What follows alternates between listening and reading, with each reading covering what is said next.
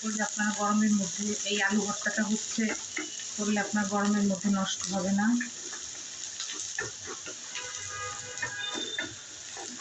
অনেক সময় রাখতে পারবেন এই ভর্তাটা, কারণ পেঁয়াজটা আমি ভেজে নিচ্ছি গরমের মধ্যে। এই আলুটা আমি আগে চটকিয়ে রাখছিলাম, এখন এটার মধ্যে দিয়ে দিলাম।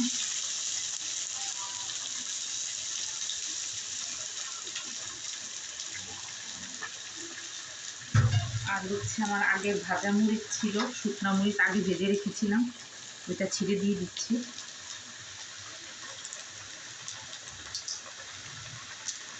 এই ভর্তাটা আপনাদের নষ্ট হবে না।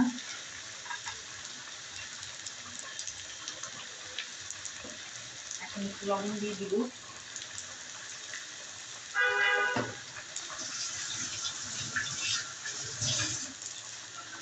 এইভাবে আলু ভর্তা করে খাবেন, দিয়ে আমাকে জানাবেন কেমন হয়েছে।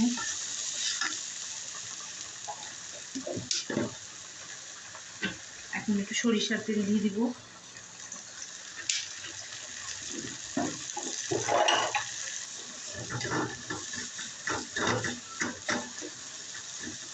ভাজা করে নিচ্ছি।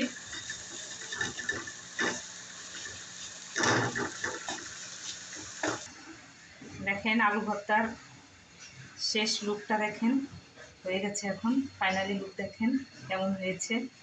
আপনারা এইভাবে আলু ভর্তা করে খেয়ে আমাকে জানাবেন কেমন লাগলো। আল্লাহ হাফেজ।